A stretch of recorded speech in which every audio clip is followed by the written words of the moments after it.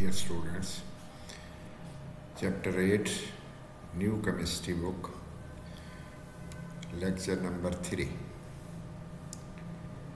Position of Equilibrium and Reaction Conditions। तो सबसे पहले तो क्लियर कर लें बात कि इक्विलिब्रियम कांस्टेंट और चीज़ है, इक्विलिब्रियम पोजीशन और चीज़। जो केसी है इक्विलिब्रियम कांस्टेंट, वो उस वक्त हम कैलकुलेट करते हैं जब एक डायनामिक इक्विलिब्रियम एस्टेब्लिश हो गया, उस वक्त प्रोडक्ट रिएक्टेंट की मोलर कंसंट्रेशन लेकर निकाल लेते हैं। और पोजीशन ऑफ इक्विलिब्रियम को डिस्टर्ब किया जा सकता है, लेकिन आपको पता है केसी की वैल्यू को हम डिस्टर्ब सिवाय टेम्परेचर के कर ही नहीं सकते। कंसंट्रेशन चेंज से भी नहीं कर सकते, प्रेशर चेंज से भी नहीं कर सकते, वॉल्यूम चेंज से भी नहीं कर सकते। ये ज़रा जहन में रखना है कि पोजीशन ऑफ इक्विलिब्रियम और इक्विलिब्रियम कांस्टेंट अलग अलग चीज़ें हैं। पोजीशन ऑफ इक्विलिब्रियम क्या बताएगी आपको कि relative amounts of reactant and products at equilibrium क्या है, उनकी मिकदारों की आपस में निस्बत क्या है, रेशो जिसे हम कहते हैं वो क्या है। मुकाबले में रिएक्टेंट प्रोडक्ट का आपस में मुकाबला आप करा रहे हैं। अगर आप डिस्टर्ब करते हो इक्विलिब्रियम को, फिर क्या हो जाएगा, हो सकता है आपका इक्विलिब्रियम जो है लेफ़्ट को शिफ्ट हो जाए, यानी कि रिएक्टेंट की तरफ को शिफ्ट हो जाए। और ये भी हो सकता है कि राइट साइड को प्रोडक्ट की तरफ को शिफ्ट हो जाए। अगर शिफ्ट टू द लेफ़्ट है तो आपने मोर रिएक्टेंट बनेंगे, फॉर्म होंगे। क्यों होंगे? आपने शायद प्रोडक्ट उसके अंदर डाल दिया होगा, जो पीछे वो शिफ्ट उसने कर दिया होगा। ये प्रोडक्ट है ना, ये वाला इलाका। अगर ये आप डाल रहे हैं तो फिर इक्विलिब्रियम पीछे चला जाएगा, रिएक्टेंट की तरफ चला जाएगा। और अगर आप रिएक्टेंट डालोगे, ये डालोगे, फिर किधर जाएगा, फिर इधर को हो जाएगा, फिर प्रोडक्ट बन जाएंगे ज़्यादा। तो हम यहाँ पे चार चीज़ें डिस्कस कर लेते हैं आसानी के लिए। अगर रिएक्टेंट डालोगे, ये पानी समझ लो कि लेवल में है, इक्विलिब्रियम में है। अगर रिएक्टेंट डालोगे, इक्विलिब्रियम पोजीशन डिस्टर्ब हो जाएगा, लेकिन फिर दोबारा ये रिएक्टेंट प्रोडक्ट की तरफ बनना शुरू हो जाएंगे। प्रोडक्ट ज़्यादा हो के रेशो फिर वही हो जाएगी और केसी कांस्टेंट हो जाएगा। ये नीचे लिखा है, ज़रा गौर करें।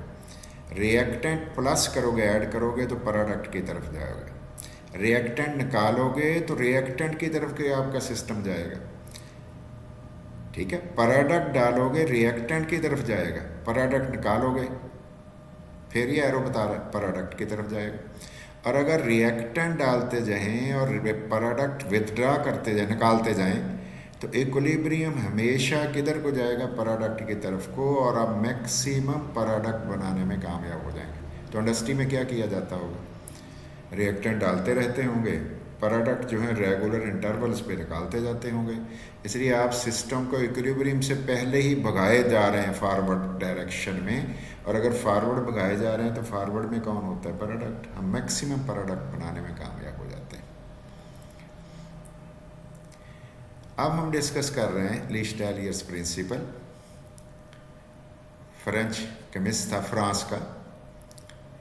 और ली शार्टलिया प्रिंसिपल भी पढ़ते हैं, ली स्टालियर प्रिंसिपल पढ़ते हैं। बेहतर है ली स्टालियर्स प्रिंसिपल। स्टेटमेंट क्या है, आसान सी, पहले सुने, उर्दू सुने।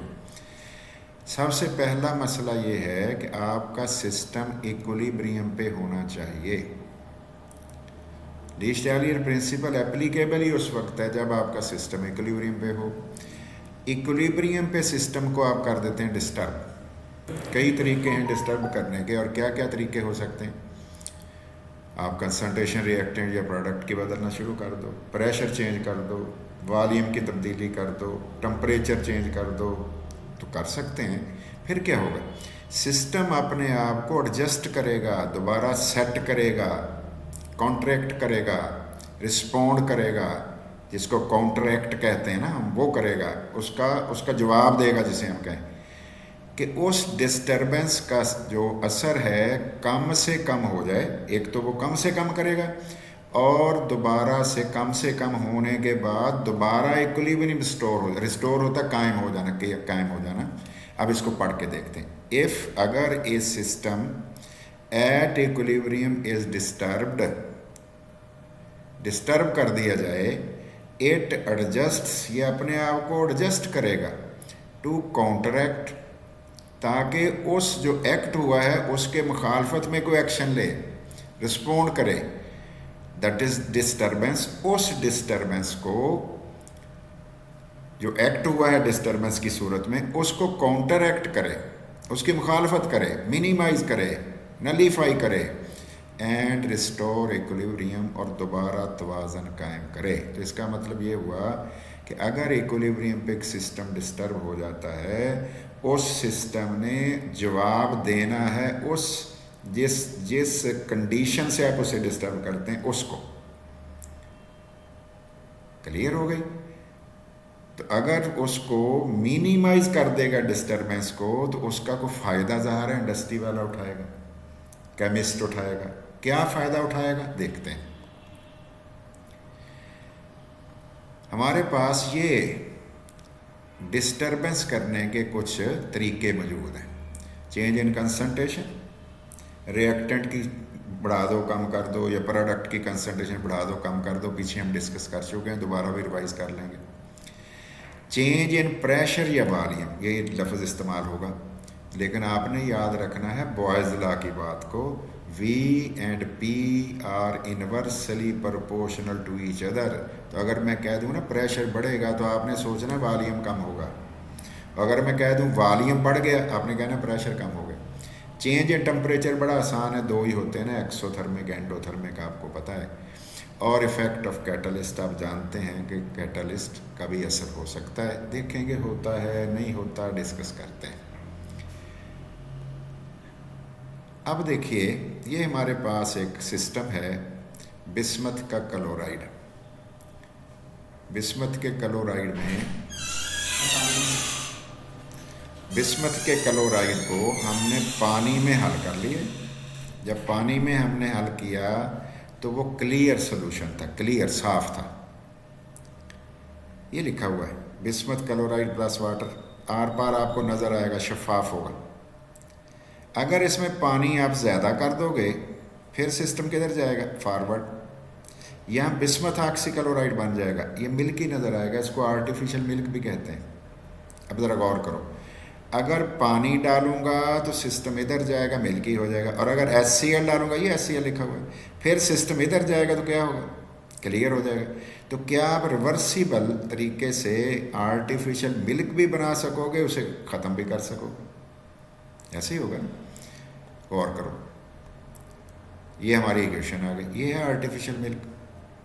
अब देखिए क्या किया हमने, BiCl3 पानी में डाला, ये दोनों चीज़ें, या ये डालो या दोनों डाले हैं हमने, तो वैसे फॉरवर्ड जाएगा, BiOCl बन जाएगा बिस्मथ ऑक्सीक्लोराइड, सोल्यूशन मिल्की हो जाएगा। अगर आप प्रोडक्ट वाली चीज़ डाल देते हो, जैसे BiOCl या HCl, हम तो HCl डालेंगे ना, सस्ता काम हम तो करेंगे, आसान काम, पीछे चला जाएगा। जब पीछे जाएगा आपका सोल्यूशन क्लियर हो जाएगा। तो ये तो जादू वाला बात हो गई, जैसे कि जादू हो गया, उसको हमने पानी डाला तो वो दूध बन जाता है, आर्टिफिशियल मिल्क बन जाता है। हम HCl डालते हैं, HCl ये डालते हैं, ये वाला, तो फिर पीछे चला जाता है, क्लियर हो जाता है। ये डालते हैं, फॉरवर्ड चला जाता है। मतलब क्या हुआ, जब एक कंपोनेंट हम निकालेंगे, इक्विलिब्रियम शिफ्ट करेगा उसको रिप्लेस करने के लिए। लेकिन याद रखिए Kc इक्विलिब्रियम कांस्टेंट जिसको कहते थे, वो कांस्टेंट ही रहेगा, इक्विलिब्रियम पोजीशन चेंज हो जाएगी। अब चेक करते हैं, ये हमारे पास कुछ चीज़ें हैं, ज़रा गौर करें। Effect of pressure, volume change है। सिर्फ कहाँ असर होगा? उस गैसियस सिस्टम पे असर होगा जिसमें unequal mole of reactant and product होंगे, वैसे नहीं होगा।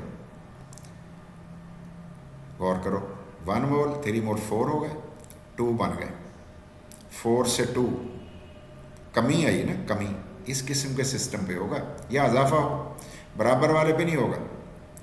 अब बताएं क्या करें? 4 वॉल्यूम से 2 बन रहा है, ये वाला केस है, 4 वॉल्यूम से 2 बन रहा है। प्रेशर बढ़ाओगे तो ये छोटी चीज़ बन जाएगी, अमोनिया बन जाएगी, इसको अमोनिया समझ लो। आगे चलें, डिक्रीज प्रेशर करोगे, अगर प्रेशर को कम कर दिया आपने, ये आदमी बड़ा हो जाएगा। फिर बड़े कौन है? बड़ा तो रिएक्टेंट है 4 वॉल्यूम है। अब इसमें आप चेक करिए, अगर दोनों के वॉल्यूम रिएक्टेंट प्रोडक्ट के बराबर हैं, मोल बराबर हैं, चलो वॉल्यूम बराबर है, प्रेशर चेंज करने का, वॉल्यूम चेंज करने का कोई फ़ायदा नहीं। रिएक्टेंट के वॉल्यूम 3 हैं, इसके 2 हैं, प्रेशर बढ़ा दो, छोटा कर दो, प्रोडक्ट बना लो, छोटा हो गया है, 3 से 2 हो गया है। और अगर 1 से 2 हो गया, छोटे से बड़ा हो गया प्रोडक्ट, देखो ना ज़्यादा हो गया 1 से 2, तो आप प्रेशर कम कर दो, उसे बड़ा कर दो, प्रेशर कम करोगे बड़ा हो जाएगा। इस पे ज़रा गौर कर लेना है। अब हम कह रहे हैं कि क्या टेम्परेचर चेंज से भी कुछ होता है? हम बता रहे हैं टेम्परेचर चेंज से क्या होता है। ये वो फैक्टर है जो केसी को भी बदल देता है, इक्विलिब्रियम को भी बदल देता है। ख्याल करना, केसी को भी बदल देगा, प्रेशर नहीं बदल सकता था, वॉल्यूम नहीं बदल सकता था। अब गौर करो, अगर एक्सोथर्मिक रिएक्शन हो, हीट लॉस हो रही हो, तो ये वाला केस मैंने बताया, आप लॉस करने में आसानी कर दो, वो उल्टा कर दो ना, हीट बाहर फेंक दो, चलो ऐसे कह दो। और अगर ये देखिए माइनस है, एक्सोथर्मिक है, इसकी हीट बाहर पर फेंकने का इंतज़ाम करो, टेम्परेचर कम कर दो, ऐसे ही होगा ना।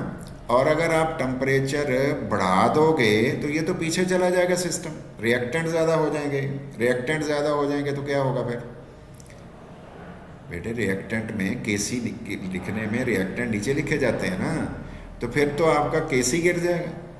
केसी गिरा तो इसका मतलब प्रोडक्ट गिर गया, ये ध्यान में रखिए।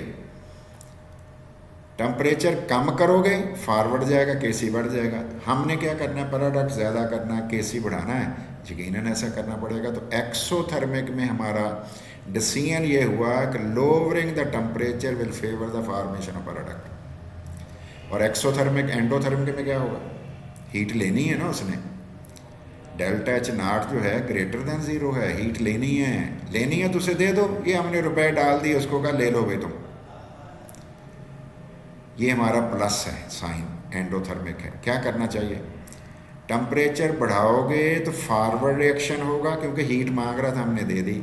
और टेम्परेचर कम करोगे पीछे चला जाएगा। हम पीछे क्यों लेके जाएंगे? हम तो लेके जाएंगे ही नहीं, हम तो प्रोडक्ट बनाना चाहते होते हैं। हम टेम्परेचर बढ़ाएंगे, इसका मतलब है कि हम दोबारा बात कर लेते हैं। एक्सोथर्मिक में टेम्परेचर कम करके प्रोडक्ट ज़्यादा बनेगा, केसी बढ़ेगा। एंडो में टेम्परेचर बढ़ा के प्रोडक्ट ज़्यादा बनेगा, केसी बढ़ेगा। ये दोनों बातें याद रख लेनी है और टेबल पे भी गौर आपने कर लेना है। टेम्परेचर देखो कम है, वैल्यू कम है, एक्सोथर्मिक है, SO3 का बनना, तो फिर केसी की वैल्यू चेक कर लो। और टेम्परेचर आपने ज़्यादा कर दिया है, 1000 केल्विन कर दिया है, केसी को देख लो कम हो गए। दूसरे केस में देख लो, टेम्परेचर कम है, वैल्यू -5 है, छोटा है, बढ़ा दिया आपने 373 कर दिया, 273 से 373 है, 0.4 हो गया, बड़ा हो गया ना। अब ये एक आपने डायग्राम देखनी है, और इस डायग्राम को देखो, ये रिएक्टेंट है, ये प्रोडक्ट है, ये एक्टिवेशन एनर्जी है, ये वाली। कैटलिस्ट डालोगे, देखो एक्टिवेशन एनर्जी कम नहीं होगी, कैटालाइज्ड एक्टिवेशन एनर्जी कम है, अनकैटालाइज ज़्यादा है। अगर कैटलिस्ट नहीं डालोगे तो रिएक्शन स्लो होगा आपका, कैटलिस्ट डालोगे एक्टिवेशन एनर्जी कम हो जाएगी, रिएक्शन आपका तेज़ हो जाएगा। रिएक्टेंट की हीट कंटेंट और प्रोडक्ट की हीट कंटेंट जो है उसे डेल्टा एच कहते हैं, ठीक है। बाज़ दफ़ा हम डेल्टा ई भी लिख देते हैं कि एनर्जी में, इंटरनल एनर्जी में फ़र्क, लेकिन ये डेल्टा एच कह रहा है। डेल्टा एच नहीं आप बदल सकते, अलबत्ता एक्टिवेशन एनर्जी आप कैटलिस्ट डाल के बदल सकते हैं। कैटलिस्ट क्या करता है? Speed up both forward reverse reaction equally, equilibrium position पे या केसी पे कोई असर नहीं पड़ता। Catalyst Ea energy of activation कम करता है, रिएक्शन को तेज़ करता है। Graphic representation uncatalyzed higher energy barrier है, ये देखो डॉटेड वाला। और कैटालाइज्ड ये वाले देख लो, एनर्जी बैरियर छोटा है तो एनर्जी बैरियर कम है तो रिएक्शन तेज, एनर्जी बैरियर बड़ा तो रिएक्शन स्लो। क्या आपको याद रखना है? लीस्ट एलियर प्रिंसिपल प्रेडिक्ट्स पेशगोई करता है किसकी? इक्विलिब्रियम की शिफ्ट की, शिफ्ट्स अंडर स्ट्रेस, किधर को शिफ्ट करेगा? वो कंसंट्रेशन बदला आपने तो फिर क्या हुआ, प्रेशर कब बदलना है, प्रेशर ज़्यादा करोगे तो क्या होगा, कम करोगे भी पीछे हम डिस्कस कर चुके हो, और से सुनना है आपको, एक एक लफ्ज़ आ जाएगा ये। कंसंट्रेशन एडिंग या रिमूविंग रिएक्टेंट प्रोडक्ट शिफ्ट करेगा इक्विलिब्रियम को, लेकिन कैसे नहीं बदलेगा आपको पता। प्रेशर या वॉल्यूम बदलने से गैसियस सिस्टम में इक्विलिब्रियम पोजीशन बदलेगी, लेकिन delta is not equal to zero होना चाहिए, यानी कि रिएक्टेंट प्रोडक्ट के वॉल्यूम में फ़र्क हो, मोलों में फ़र्क हो, मोल्स में फ़र्क हो, ये ख्याल करना है। टेम्परेचर केसी भी बदलेगा और एक्सो एंडोथर्मिक दोनों रिएक्शन रिस्पॉन्ड करेंगे, उलट करेंगे। वैसे जैसे अभी हम कह रहे थे कि एक्सोथर्मिक में टेम्परेचर कम करने से केसी बढ़ेगा और प्रोडक्ट बढ़ेगा, और एंडो में टेम्परेचर बढ़ाने से केसी बढ़ेगा और प्रोडक्ट ज़्यादा होगा। कैटलिस्ट एक्सेलरेट, तेज़ तो ज़रूर करता है कि इक्विलिब्रियम हासिल हो जाए, तेज़ी से हो जाए, लेकिन ये यील्ड्स वगैरह पे असर नहीं करता, जिसको तो केसी नहीं बदलता होगा ना। अमोनिया बना रहे हैं, ये अमोनिया बनाने का एक प्रोसीजर है, ज़रा हल्का सा इसको हम टच दे लेते हैं। ये देखिए नाइट्रोजन हाइड्रोजन के फीड गैसेज हैं, कंप्रेस करते हैं, फिर ये चैम्बर में चला जाता है, ये रिएक्शन चैम्बर इसे कहते हैं। इसमें कैटलिस्ट लगे होते हैं, टेम्परेचर 400 to 500 होता है, हीटर भी होते हैं, और गैसेस को गर्म करके डाला जाता है। ये साइडों से गैसेस जो हैं गर्म होकर इसमें आ रही है, इसमें इंटर होती हैं, ये अलग बाहर से ऐसे दाखिल होंगी, अंदर दाखिल हो जाती हैं। यहाँ से फिर N2H2 अनरिएक्टेड होता है, और जो अमोनिया इसके अंदर बन जाती है ना NH3, वो भी आ जाती है। हीट एक्सचेंजर है ये वाला, ये ठंडा करता है गैसों को, कूल करता है। अब अमोनिया और अनरिएक्टेड जो गैसेज हैं वो यहाँ आ जाती हैं, ठीक है जी। और जो ठंडा पानी है, यख ठंडा, यहाँ से दाखिल करके सारे चैम्बर को ठंडा करके बाहर निकल जाता है, तो यहाँ आएगा, तो जो आपकी अमोनिया होगी ना, वो तो -33.4 डिग्री सेल्सियस पे लिक्विड बन जाएगी, वो हम स्टोरेज में ले जाएंगे। रेफ्रिजरेशन लिखा हुआ है, ठंडा करके सख्त ठंड पैदा करते हैं, -33.4 के करीब यहाँ लिक्विड बन के इकट्ठी होगी अमोनिया। जो अनरिएक्टेड आपकी गैसेज बची हैं, कौन है अनरिएक्टेड? N2H2, इधर वो नीचे लिक्विड नहीं बनेगी, अमोनिया ही बनेगी। अमोनिया तो हमने निकाल ली फिर चैम्बर से। जो N2H2 है रीसर्कुलेट कर दी, ये देखो दोबारा कंप्रेसर में गई, कुछ नई आ गई, तो हम बार बार N2H2 डाल के, और जो बची हुई होती है अनरिएक्टेड उसे रिसाइकल करके अमोनिया ज़्यादा बनाते हैं, और चैम्बर में से हम लिक्विड को बना के अमोनिया निकालते रहते हैं। अब मुझे ये बताएं, अमोनिया तो प्रोडक्ट है, अमोनिया को आप निकाल रहे हैं, रिएक्टेंट आप डाल रहे हैं, तो क्या बनेगा? हम कहेंगे मैक्सिमम प्रोडक्ट बनेगा। 100% आपकी बात ठीक है। अमोनिया मैक्सिमम ऐसे ही इंडस्ट्री में बनाया जाता है, हैबर्स प्रोसेस में बनाया जाता है। देख लो N2H2 है, यहाँ पे देख लो अमोनिया बना ली हुई है, हमने लिक्विड बना ली है। जो अनरिएक्टेड N2H2 बचा है वापस भेज दिया है। इसका मतलब सारी के सारी अमोनिया नहीं इधर आ रही, उसमें अनरिएक्टेड N2H2 भी साथ ही आ रही है। अब N2H2 को लहदा यहाँ कर लिया ना हमने, वो लिक्विफेक्शन वाले मेथड से। चलो आगे बढ़ते हैं। तो सिंपल एक डायग्राम बताने का मकसद था कि हैबर प्रोसेस में प्लांट है, इस तरह का काम इसके अंदर होता है। अमोनिया बनानी है, पीछे आप डायग्राम दे चुके हैं, देखो N2-3H2 4 वालियाँ बन रहे हैं, और ये 2NH3 2 बन रहे हैं। माइनस में साइन है डेल्टा H का, एक्सो हुआ ना फिर तो। और डेल्टा N भी देख लो बेटे, डेल्टा N कैसे निकालते हैं? N of product minus N of reactant. Product के 2 हैं, रिएक्टेंट के 4 हैं, -2 जवाब आता है। अब ज़रा गौर करो, जो बेहतरीन कंडीशन दोगे ना मैक्सिमम यील्ड के लिए, अब ये करोगे, प्रेशर ये करोगे। क्यों करोगे? 1 और 3 4 से 2 बन रहा है, प्रेशर बढ़ाना पड़ेगा, वॉल्यूम कम करना पड़ेगा। हाई प्रेशर से फॉरवर्ड रिएक्शन फेवर हो जाएगा। क्यों भला? ज़्यादा वॉल्यूम रिएक्टेंट ऑक्यूपाई कर रहे हैं, कम वॉल्यूम प्रोडक्ट कर रहे हैं, ज़ाहिर प्रोडक्ट की तरफ जाएंगे। 1000 एटमॉस्फेयर पे यील्ड 98% हो जाएगी, लेकिन मसला है कि आप इतना बड़ा कंप्रेसर कहाँ से लाओगे? आपका तो खर्चा बहुत हो जाएगा, कास्ट बहुत बढ़ जाएगी। तो फिर गुजारा कर लेंगे हम 200-300 से, तो ऑप्टिमम ले लेंगे ना। टेम्परेचर 4 to 500 लोगे, टेम्परेचर, ये ज़रा गौर करो टेबल में, 200 पे Kc की वैल्यू देख लो, 4 पे देख लो, 800 पे देख लो, क्या हो रहा है? टेम्परेचर जैसे जैसे आप बढ़ा रहे हो तो आपकी Kc की वैल्यू गिर रही है। तो हमने क्या करना है, हमने कुछ दरमियाना सा ऑप्टिमम सा टेम्परेचर लेना है। ऐसा भी नहीं लेना 200, 800 भी हमने नहीं लेना, इम्प्रैक्टिकल हो जाता है, खर्चा ज़्यादा हो जाता है। तो देखो हमने 400 की रेंज में ले लिया है और 10⁴ की रेंज में हमारे पास Kc है और अप्रॉक्सीमेटली 300 एटमॉस्फेयर पे यील्ड को 50% हमारे पास आ रही है। लेकिन अगर 50% हम कंटिन्यूसली हर घंटे के बाद निकालते जाएं, बहुत ज़्यादा मिकदार हो जाएगी। Low temperature favours exothermic forward reaction but rate is too slow. Rate slow होगा, फिर हम उसको, रेट स्लो तो हो जाएगा हमारे पास अनइकोनॉमिकल, हमारा वक्त बड़ा लगेगा, टाइम ज़ाया होगा, इंडस्ट्री वाला तो ये अफोर्ड ही नहीं करता। वो क्या कहेगा, कहता है को कंप्रोमाइज़ करो भाई। कंप्रोमाइज़ हम क्या करते हैं, हम कहते हैं ऑप्टिमम टेम्परेचर हम एक यूज़ कर देते हैं, प्रोडक्ट आपको उसी टाइम में ज़्यादा बना के देंगे, उसी टाइम में ज़्यादा बना के देंगे। फॉर एग्जांपल कि अगर आप लो टेम्परेचर करते हो तो 24 आवर्स में फ़र्ज़ करते हैं आपने 24 किलो अमोनिया बनाई, लेकिन अगर टेम्परेचर ऑप्टिमम करते हो तो हर घंटे में आपने 2 किलो बनाई। अब 24 घंटे में बन गई 48 किलो, 48 kg। आपको तो फ़ायदा हो गया ना, इसलिए फिर मॉडरेट हम टेम्परेचर लिया करते हैं। कैटलिस्ट आयरन विद प्रमोटर्स होंगे, मैग्नीशियम ऑक्साइड, एल्यूमिनियम ऑक्साइड, ये तो हम डालते हैं ताकि इक्विलिब्रियम अर्लियर आ जाए, फास्टर तरीके से आ जाए और हम जल्दी अपना काम कर सकें। क्लियर है? तो फिर इसका मतलब है कि पहला मसला क्या हो गया, प्रेशर क्यों बढ़ाया, वॉल्यूम ऑफ प्रोडक्ट कम होगा, वॉल्यूम कम करना है, प्रेशर बढ़ाना है। टेम्परेचर कम क्यों किया, एक्सोथर्मिक था, लेकिन कम करने से अनइकोनॉमिकल हो जाता है, फिर हम ऑप्टिमम टेम्परेचर यूज़ करते हैं।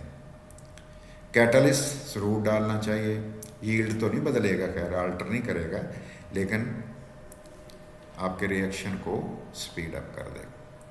ये हमारा सल्फर ट्राइऑक्साइड है, कंडक्ट प्रोसेस है। एयर में हम पाइराइट बर्नर में सल्फर कंपाउंड्स को बर्न करते हैं, SO2 बनता है, SO2 के साथ अदर गैसेज भी होती हैं, बर्नर गैसेज इधर दाखिल हो जाती हैं। यहाँ पर हम इलेक्ट्रिकल डस्ट प्रेसिपिटेटर से कहते हैं, प्रेसिपिटेट हो जाते हैं, फिर ये गैसेस भेजते हैं स्टीम चैम्बर में, स्टीम ऊपर से भेजते हैं, बड़े डस्ट पार्टिकल गीले होकर नीचे बैठ जाते हैं, फिर हम एक पाइप में से गुजारते हैं जिसके इर्द गिर्द कूलर लगे होते हैं, वो इसे कूल कर देते हैं, फिर वाटर की स्प्रे करते हैं, वाटर की जब स्प्रे हम करते हैं तो उसको धो देते हैं वाटर गैसेस को, फिर इसको हम भेजते हैं सल्फ्यूरिक एसिड वाले चैम्बर में, ऊपर से स्प्रे करते हैं तो उसमें जो होती है मॉइस्चर वो निकल जाती है, वो सल्फ्यूरिक एसिड पकड़ लेता है। फिर आयरन हाइड्रोक्साइड से आर्सेनिक ऑक्साइड को प्योरीफाई करते हैं, क्योंकि हमारे कैटलिस्ट को उसने ख़राब कर देना है। फिर टेस्ट बॉक्स में चेक करते हैं कि इसमें डस्ट पार्टिकल तो नहीं है, रोशनी की बीम मारते हैं टार्च की तरह से। प्री हीटर एक ही दफ़ा चलता है। फिर कंटेक्ट टावर के अंदर हमने कैटलिस्ट डाले हुए थे, V2O5 वनेडियम पेंटॉक्साइड, वहाँ पे फिर SO2 SO3 बन जाती है। यहाँ से SO2 शुरू हुई है यहाँ तक, ये प्री हीटर तक, फिर SO3 बनी है। फिर SO3 को हम अब्जॉर्प्शन टावर में कंसनट्रेटेड सल्फ्यूरिक एसिड 98% होता है, उसमें हल करते हैं, पानी में नहीं करते। करें तो वो फिर एक बड़ी पंजेंट मिस्ट बनती है, फिर तो प्रॉब्लम, ये एनवायरमेंटल प्रॉब्लम बन जाते हैं, उसकी ज़रूरत नहीं है। फिर ओलियम बना लेते हैं, ओलियम को जितना डिल्यूट करना हो वो पानी डाल के कर लेते हैं और वो सल्फ्यूरिक एसिड डिज़ायर्ड कंसनट्रेशन का हम दे देते हैं। अब हम देखते हैं कि इसमें क्या क्या चीज़ें आती हैं हमारे पास। ज़रा इक्वेशन देख लो, 2 और 1, 3 वॉल्यूम से 2 बन रहा है, एक्सोथर्मिक है। डेल्टा N जो निकला है -1 है, यानी 2 प्रोडक्ट के हैं, 3 रिएक्टेंट के, एक ही आएगा। प्रेशर 1 to 2 एटमॉस्फेयर है, इसका मतलब हम फिर प्रेशर नहीं बढ़ाते बल्कि सिर्फ ऑक्सीजन बढ़ाते हैं। इसमें ऑक्सीजन, उससे प्रेशर भी बढ़ जाता है, रिएक्टेंट भी बढ़ जाता है ना, ऑक्सीजन रिएक्टेंट तो है। टेम्परेचर ऑप्टिमम रखते हैं, कैटलिस्ट V2O5 डालते हैं और अनरिएक्टेड गैसेस को हम फिर रिसाइकल भी करते हैं। अब इसमें देखेंगे कि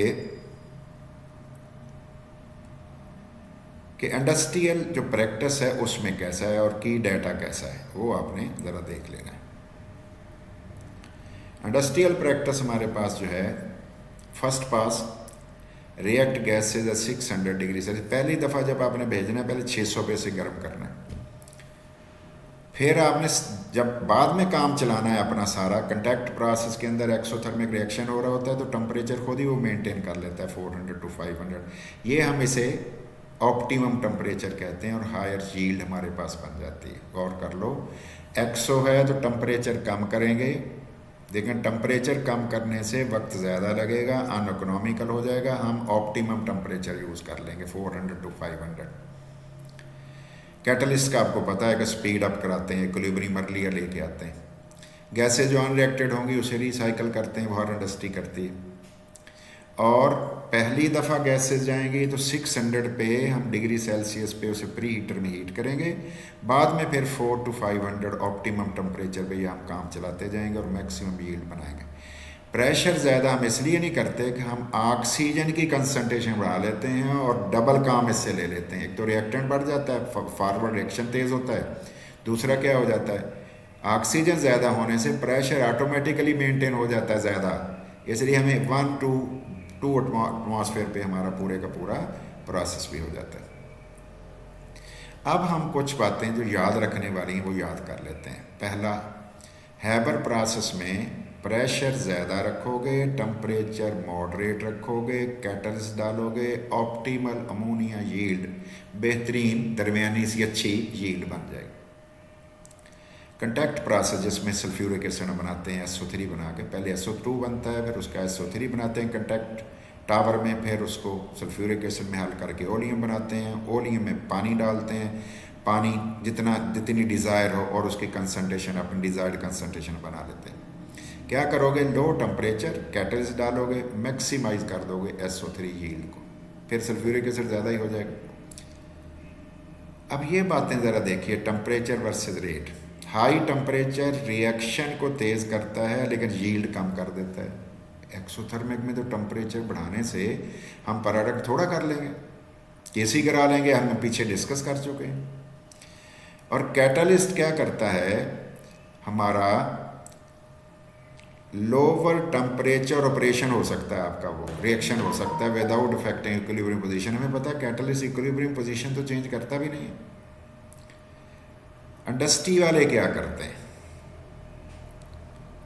अमोनिया प्लांट जो है, प्लांट उनकी मिल जो है, इंडस्ट्री जो है, उसको इस प्रेशर पे 150 to 300 एटमॉस्फेयर वो ऑपरेट करवाते हैं और 400 to 500 के दरमियान।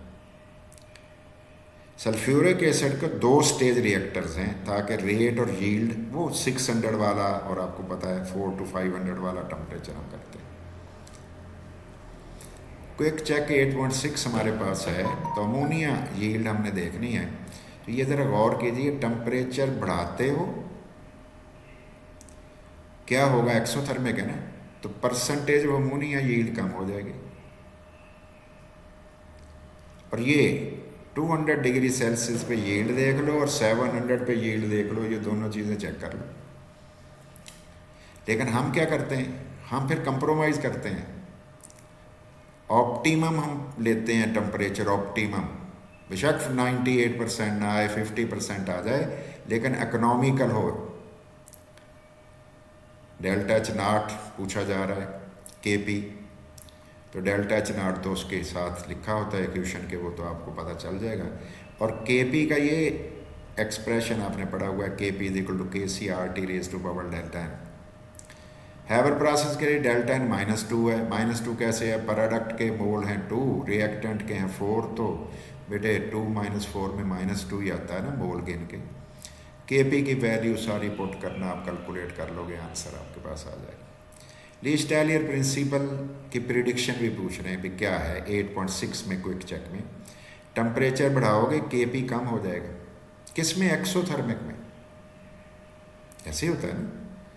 और की टेक अवेज क्या है, हैबर्स प्रोसेस में हाई प्रेशर, मॉडरेट टेम्परेचर और कैटलिस्ट आप डाल के ऑप्टिमल अमोनिया यील्ड बना लोगे।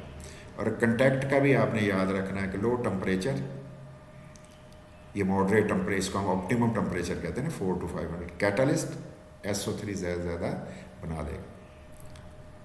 फिर आपने देख लेना है कि टेम्परेचर और रेट का क्या ताल्लुक है, ये हम डिस्कस कर चुके हैं। और आपको पता कैटलिस्ट KC नहीं बदलता, यील्ड नहीं बदलता, इक्विलिब्रियम कंसंट्रेशन नहीं बदलता, बदलता क्या है फिर?